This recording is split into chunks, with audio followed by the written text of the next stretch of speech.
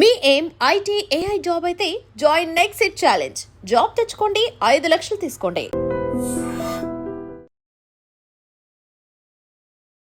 Be alert.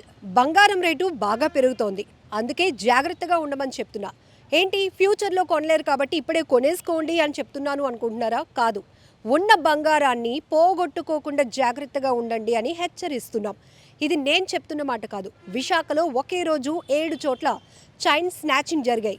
ఈ case పరిశీలిస్తే గనుక 2 యువకులు ఒకే రోజు 7 చోట్ల, అంటే విశాఖలో వన్ టౌన్ ఏరియా, షీలానగర్ అంటే గాజువాక లిమిట్, మరొక వైపు కంచరపాలెంలో ఒకే చోట 7, అంటే ఈ 3 ప్రాంతాల్లో 7 చోట్ల చైన్ స్నాచింగ్కు పాల్పడినటువంటి ముఠాను గుర్తించారు. అయితే ఇది యూపీకి చెందినటువంటి ముఠాగా పోలీసులు అయితే అనుమానిస్తున్నారు. సీసీటీవీలో రికార్డ్ అయినటువంటి దృశ్యాలు ఆధారంగా ఇప్పుడు ఈ కేసును ట్రేస్ అవుట్ చేసే పనిలో పడ్డారు పోలీసులు. మరొక వైపు ఒక్కసారి మనం ఈ 10 days బ్యాక్కి వెళ్తే కనుక విశాఖలో ఈ మధ్య జరుగుతున్న దొంగతనాలు కేసులు చూస్తే ఈ తరహా చోరీలే ఎక్కువ జరుగుతున్నాయి. బంగారం టార్గెట్ చేసి, ఒంటరిగా ఉన్న మహిళల్ని టార్గెట్ చేసుకునే దొంగలు పేట్రేగిపోతున్నటువంటి పరిస్థితులు ఉన్నాయి. అయితే ఈ చైన్ స్నాచింగ్కు పాల్పడుతున్నటువంటి ముఠా కూడా బైక్ని ఉపయోగిస్తూ అలా ఎవరైనా నడుచుకుంటూ వెళ్ళిపోతున్నా, లేకపోతే 2-3 నడుచుకుంటూ మాటల్లో పడిపోయి ఆదమర్చి ఉన్నట్టు గమనించినా ఇమీడియట్గా మెడలో ఉన్నటువంటి గొలుసులు తెంచుకొని పారిపోతున్నారు.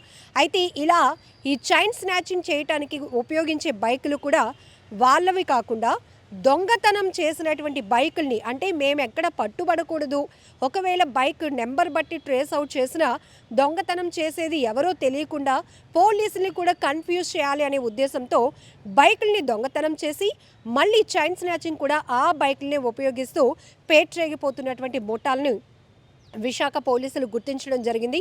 సో ఒకే రోజు 7 చోట్ల ఒకే గ్యాంగ్ చైన్ స్నాచింగ్లకు పాల్పడుతుంది అంటే మనం ఎంత జాగ్రత్తగా ఉండాల్సిన అవసరం ఉందో కూడా ఇక్కడ మనం గమనించాలి. సో ఈ కేసులో మొత్తం గోల్డ్ 20 తులాల వరకు ఉంటుందని అయితే పోలీసులు అంచనా వేస్తున్నారు.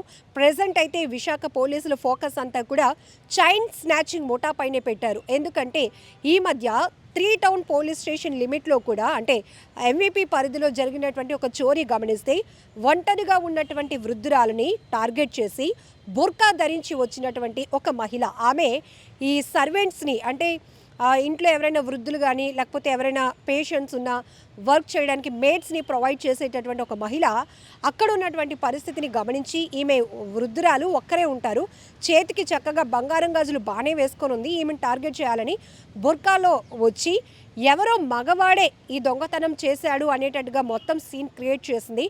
కానీ ఆమె కాళ్ళకున్న మెట్టెలు, నెయిల్ పాలిష్ ఆమెను పట్టించేశాయి అనుకోండి.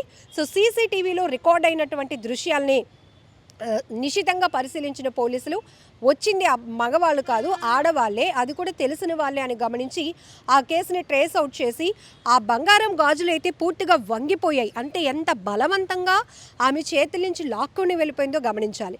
అలాగే మొన్న 3 days బ్యాక్ సీతమ్మధారలో కూడా ఒక మహిళ ఒంటరిగానే ఉంటుంది. వాళ్ళ అబ్బాయి వాళ్ళు హైదరాబాద్లో ఉంటున్నారు, ఆమె కూడా ఏజ్డే, తల బాగా వైట్ హెయిర్ వచ్చేసిందని చెప్పి పార్లర్కి వెళ్ళలేను కాబట్టి ఇంటికే వచ్చిన ఒక మహిళని ఆ మాటలు నమ్మేసి హెన్నా పెట్టించుకుంది. హెన్నా పెట్టించుకున్నప్పుడు, అమ్మ ఈ గోల్డ్కి మొత్తం రంగు అంటుకుపోతుంది, తీసి పక్కన పెట్టాను, మీరేం గాబరా పడకండి అని చెప్పి హెన్నా పెట్టి తలకి కొంచెం దూపం వేసి ఆ మత్తులో ఈమె ఆ మెడలో నుంచి తీసినటువంటి చైన్ పట్టుకొని వెళ్ళిపోయింది. సో ఇదొక కేసు. ఇప్పుడు లేటెస్ట్గా కంచరపాలెంలోని షీలానగర్లో వన్ టౌన్ ఏరియాలో 3 ప్రాంతాల్లో 7 చైన్ స్నాచింగ్ కేసులు నమోదవటం ఇప్పుడు విశాఖ ప్రజలను తీవ్ర కలవరపాటుకు గురి చేస్తున్నాయి. పోలీసులు కూడా దీనిపైన చాలా సీరియస్గా యాక్షన్ మొదలుపెట్టారు. ఎక్కడికక్కడే సీసీటీవీ ఫుటేజ్లను పరిశీలిస్తూ ఈ ముఠా ఎవరు, ప్రస్తుతానికైతే వీళ్ళు ఉత్తరప్రదేశ్కు చెందినటువంటి గ్యాంగ్ ఎలా పేట్రేగిపోతుంది, చైన్ స్నాచింగ్లకు తెగబడుతున్న విషయాన్ని గమనించారు పోలీసులు. ఆ కోణంలోనే కేసులు కూడా దర్యాప్తు కొనసాగుతూ ఉంది. ఏదేమైనా చాలా జాగ్రత్తగా ఉండాల్సినటువంటి అవసరం ఉంది. ఉన్న వస్తువుని పోగొట్టుకున్న తర్వాత ఏడ్చినా, పోలీసుల చుట్టూ తిరిగినా ప్రయోజనం ఉంటుంది, కానీ చాలా టైం పడుతుంది. దానికన్నా ముందు చాలా జాగ్రత్తగా ఉండాల్సినటువంటి పరిస్థితులు ఉన్నాయి. ఇప్పటికే మనం సోషల్ మీడియాలో చాలా వీడియోలు చూస్తున్నాం. అలా మహిళలు ఒంటరిగా నడుచుకుంటూ వెళ్తున్న వాళ్ళని ఇమీడియట్గా అడ్రస్ అడుగుతున్నట్టు మాటల్లో దింపి, అదిగో బాబు అక్కడే అడ్రస్ అనేటప్పటికీ మెడలో ఉన్నటువంటి గోల్డ్ని తెంచుకొని పోతున్నారు. ఆ సమయంలో వాళ్ళకి ఏదైనా గాయం అవుతోందా, ప్రాణాలకు ఏమైనా ప్రమాదం అని కూడా ఆలోచించకుండా వాళ్ళ టార్గెట్ ఓన్లీ గోల్డ్. అలాగే రీసెంట్గానే మళ్ళీ వైజాగ్లో ఒక కేసు జరిగింది. ఇంటి ముందు పని చేసుకుంటున్నటువంటి ఒక మహిళ మెడలో నుంచి గొలుసు తెంచుకుని పోయినటువంటి కేసు కూడా ఫైల్ అయింది.